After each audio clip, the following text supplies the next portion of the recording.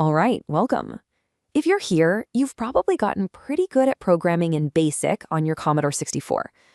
But you've hit a ceiling, haven't you? You know there's more power locked inside that machine, and you're ready to find the key. Well, you've come to the right place. Let's dive into our very first lesson on C64 assembly. So, you've made some really cool stuff in BASIC, I'm sure, but you've noticed it, right? It's slow, like painfully slow. Your amazing program ideas end up feeling like turtles in a race that really needs a cheetah. But here's the good news. That speed limit isn't your fault. It's just how BASIC works. And even better news, we're about to smash right through that barrier. The key to all that speed is learning to speak the C64's native language, Assembler. You can think of it like finding a secret passage that goes straight to the processor, letting you tap into its full, raw, unrestricted power. Okay, so what's the actual difference here? Well, think of BASIC as an interpreter.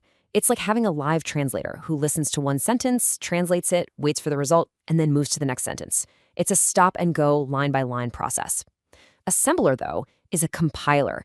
That's like handing your translator the entire speech at once. They translate the whole thing into the machine's native language, and then the computer just goes. It executes that perfectly optimized code in one single lightning-fast burst. And this shows you exactly what that journey looks like. Over on the left, that's your code, the stuff you'll be writing, which is, readable to us humans. Then the compiler does its magic and turns it directly into pure machine code on the right. We're talking raw zeros and ones, the actual language the CPU understands. It is this direct pipeline that gives you all that power. There's no middleman, no translation delay, just pure, unadulterated speed. So the why is pretty clear, right? We want to go fast.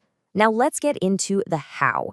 To write in this awesome new language, you're going to need the right tool. Think of it as your new magic wand. Now, you do have a few options, but for our journey, we're picking Turbo Assembler. You can see how older tools were stuck in the past, still using those clunky line numbers from BASIC. Turbo Assembler is a whole different world. It's a modern, full-screen editor. You can navigate with cursor keys, and this is a real game changer for beginners. It actually checks your code for mistakes as you type it. It is, hands down, the best place to start. Okay, hang on. Before we type a single character, we have to talk about something incredibly important. You know the saying, with great power comes great responsibility? Well, it absolutely applies here. So let's cover the one golden rule you must never forget. So what's the catch? What's the price for all this amazing power? Well, having direct access to the machine's core is awesome, but it's not without its risks. When you're speaking the machine's language, one tiny little slip-up can have, well, big consequences. And here are the 3 big ones you need to watch out for. Because you're playing directly with the computer's memory, a single wrong command can completely crash your system, forcing you to pull the plug.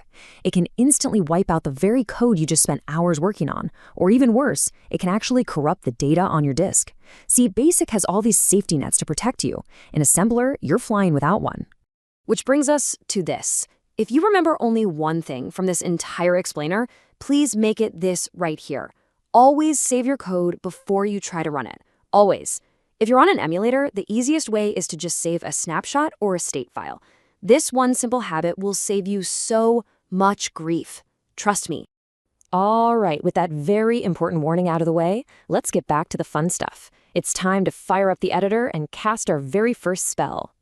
So, to get started, you're just going to type SYS 36864 and hit enter. Now, I know that number looks totally random, but it actually makes sense. The C64's memory is split into chunks of 4,096 bytes. All this command does is tell the computer, hey, go jump to the program that starts at the memory address 36,864. It's basically the secret knock to get into the workspace. And here we are. Welcome to your new creative space. It's nice and clean, right? And notice the awesome visual feedback it gives you. When you type a correct command, the text turns gray and indents. But if you make a typo, the text stays white, and you get a helpful little error message right at the bottom. The editor is constantly guiding you. It's fantastic. Okay, now let's talk about the most powerful button in this whole editor, the left arrow key. And on most emulators, that's going to be the tilde key, the one next to the number 1. This isn't for moving the cursor. It's a macro key. The trick is you press it and release it, and then you press another key to do something powerful, like copying, pasting, or finding text. It's your master key for everything. Now, when it's time to run your code, listen up because I'm about to save you a world of pain. There's a safe way and there's a not so safe way. You're going to be tempted to just hit F4. Don't do it. That's the dangerous path. It can crash if your code is empty, and any error messages will just flash by too fast to read.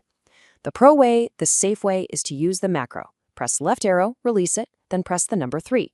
This assembles your code, shows you any errors nice and clear, and then asks for permission before it runs. Do it this way, every time. And just to get you zipping around the editor, here are a few key shortcuts. F1 and F7 will scroll up and down a whole page at a time. F2 and F8 will jump you right to the very top or very bottom of your code.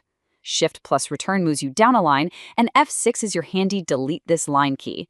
It's all designed for speed. No more messing with line numbers. Okay, one last core concept for today.